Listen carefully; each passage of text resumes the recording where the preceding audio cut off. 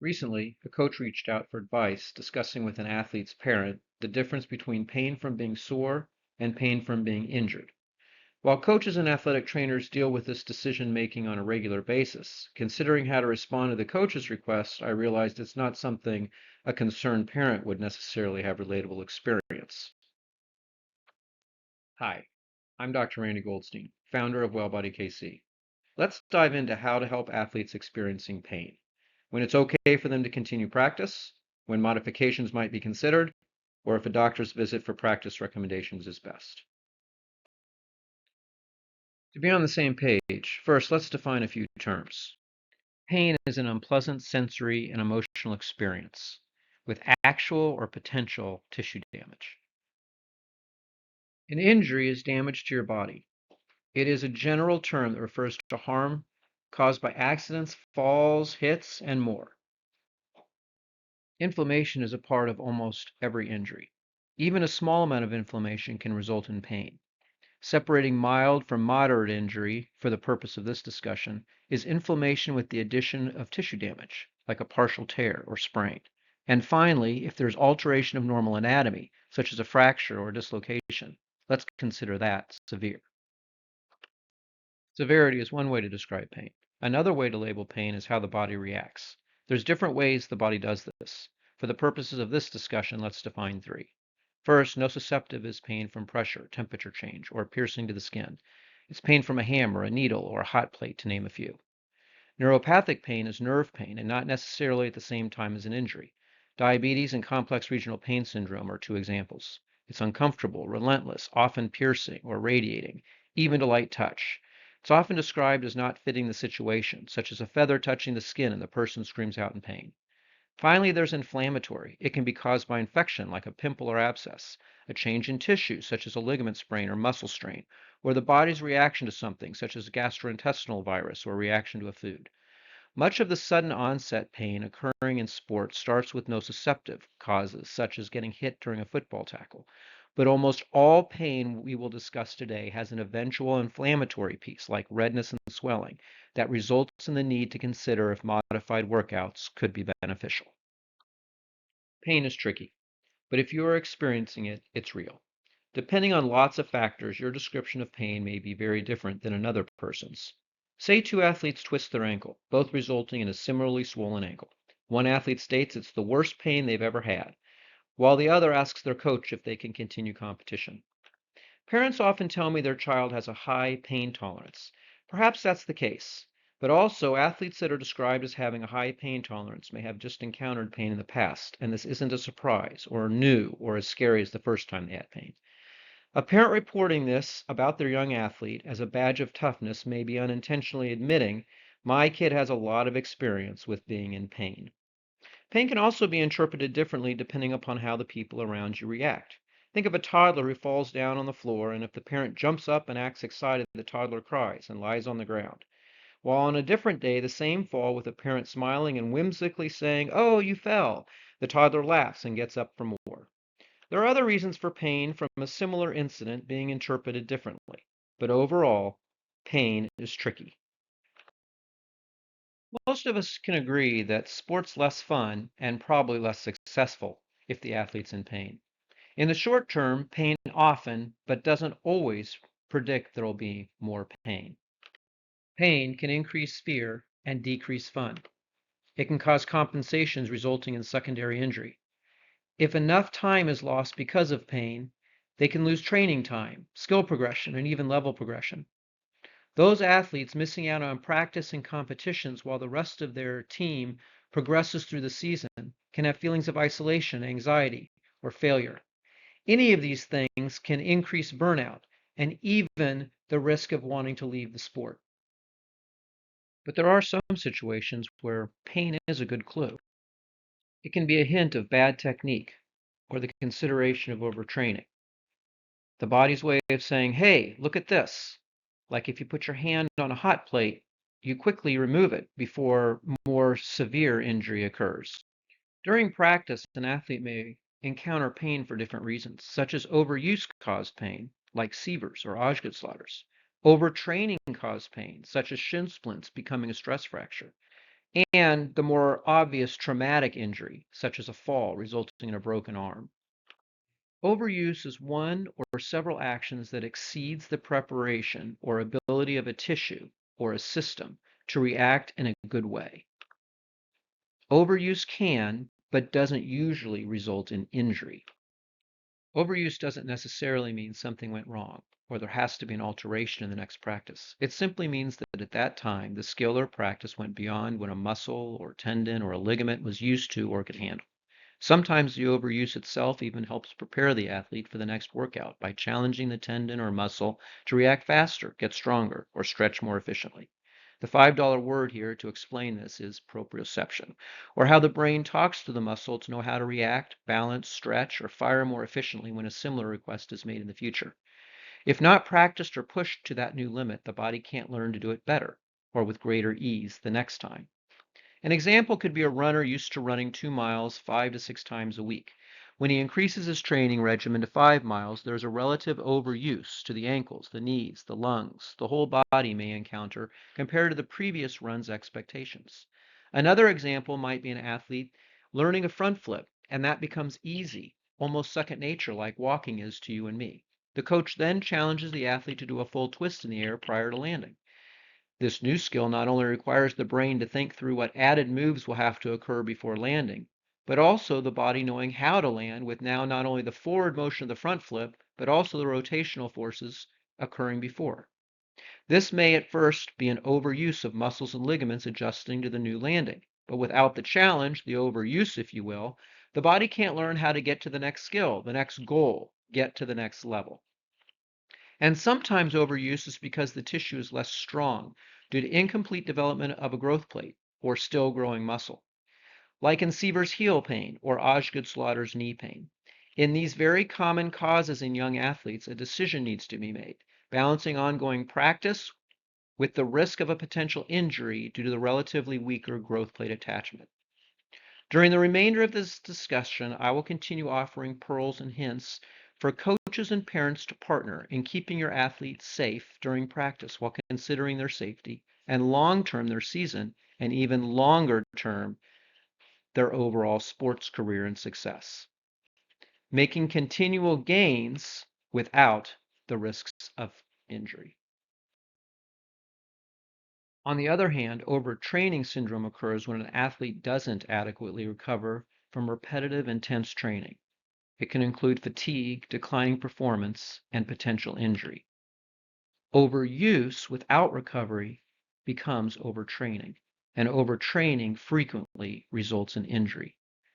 It's a slippery slope of knowing when to modify or completely stop practice before overtraining occurs and before an injury stops a competition or perhaps a whole season.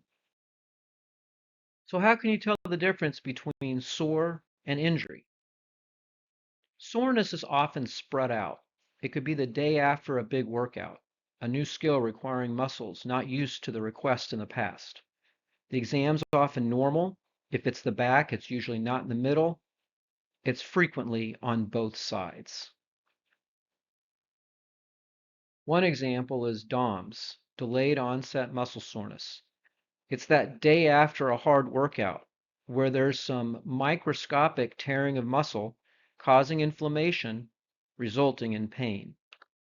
Another cause of pain where we allow continued training is growing pains in young athletes. It often occurs at night, but not every night. Usually in the lower extremities, heat helps rather than ice.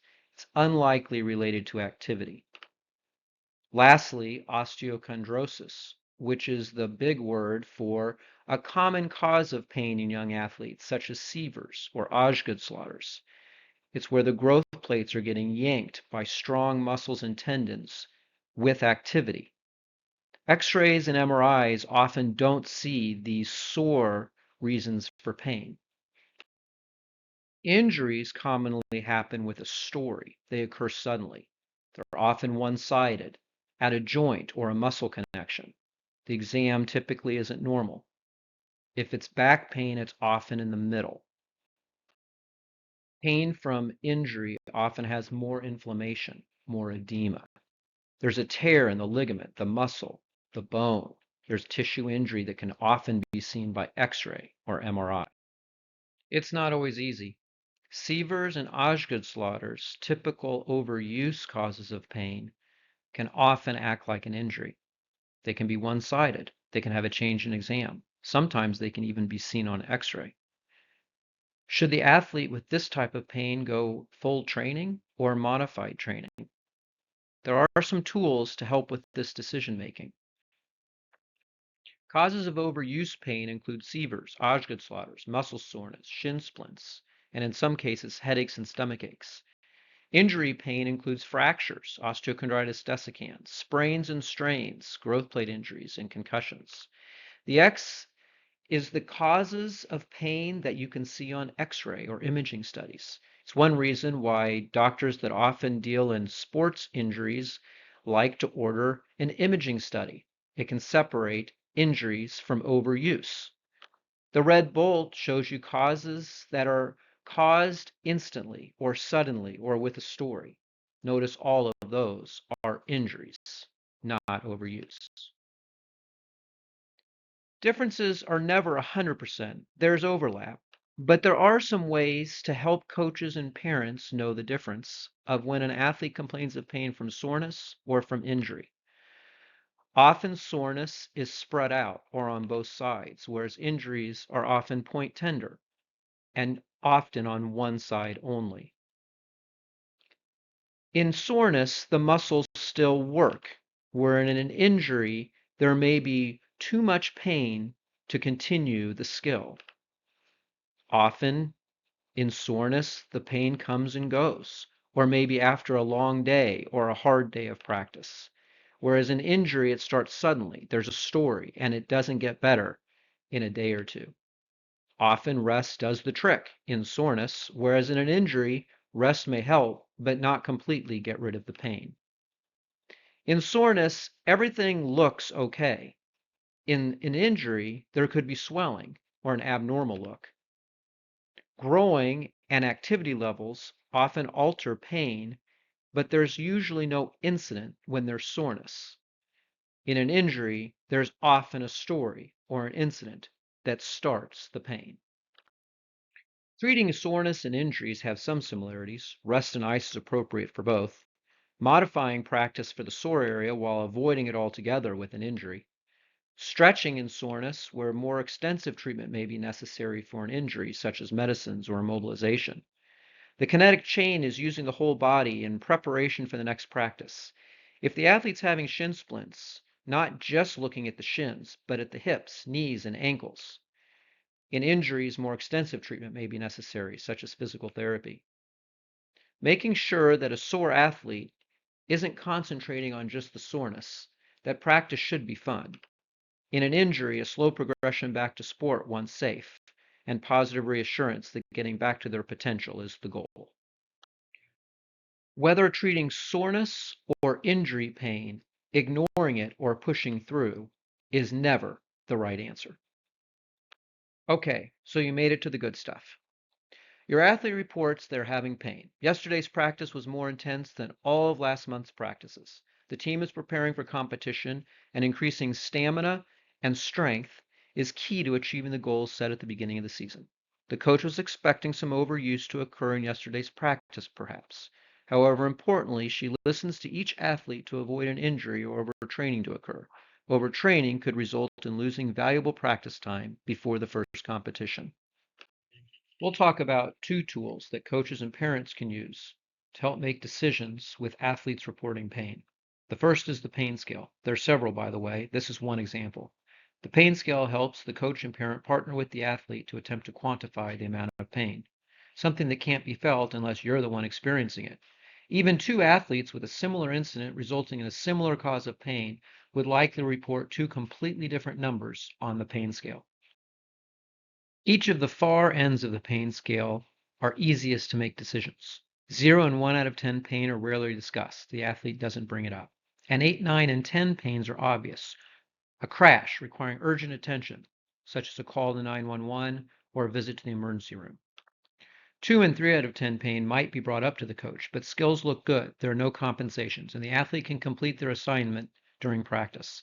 There's no need to modify, and the treatment may be icing, stretching, and communicating at the start of the next practice to be sure pain hasn't increased.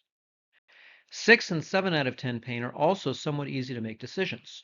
The coach or parent will notice compensation the athlete uses to avoid more significant pain, such as a limp or asymmetry between the painful side and the non-painful side. Practice should be modified and a treatment plan should be discussed.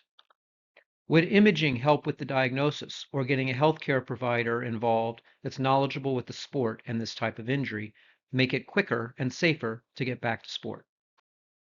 Notice 0 to 3 out of 10 pain is green or continued practice without modifications, and 6 to 10 out of 10 pain is red or stopping practice and getting immediate attention. I think the trickiest part of the pain scale is when an athlete reports a 4 or 5 out of 10 pain.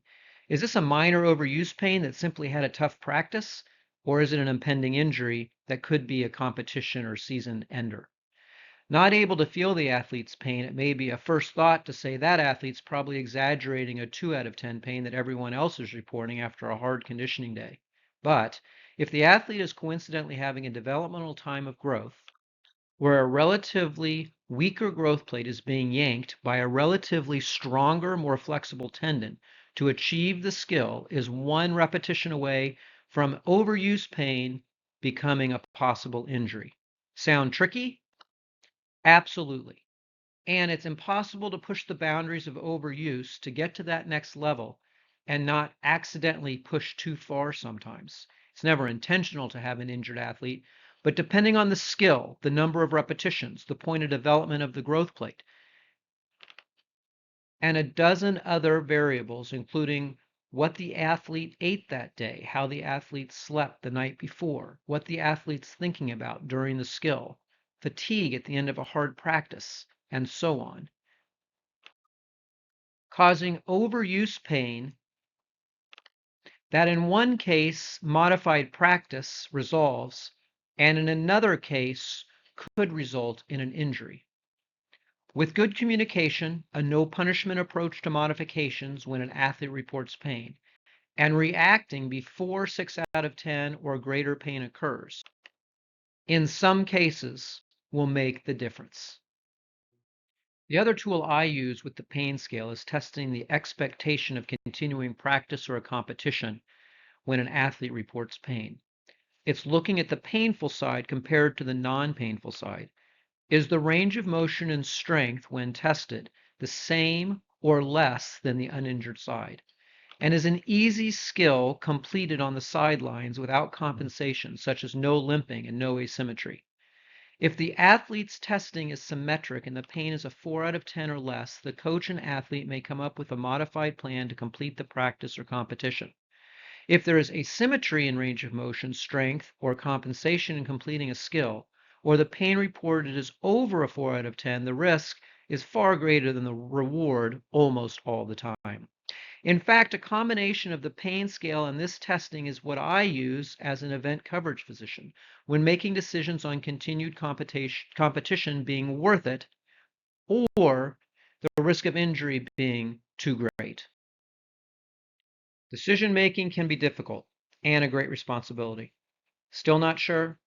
An exam and discussion with a sports knowledgeable healthcare provider and sometimes imaging can help make decisions with practice. And realizing that kids are trickier than adults. They have developing growth plates and the development of muscle and bone and mind, making unique differences in each athlete and unique differences in each plan.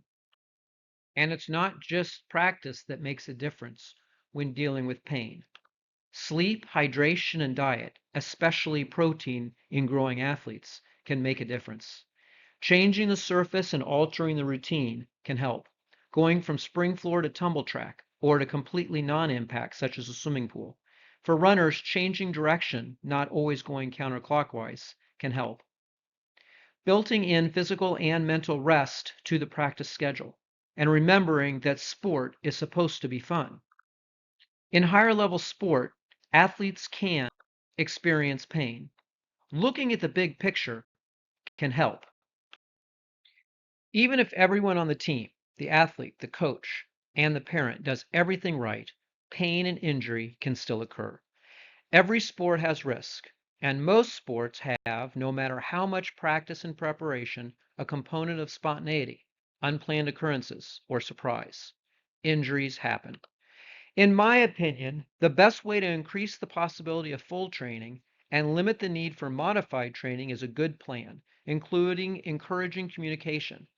The athlete feeling comfortable to discuss when they have pain, each member of the team having a voice and able to participate in the decision making if the athlete does report pain, and everyone on the team realizing that pain is tricky and handled differently for every case.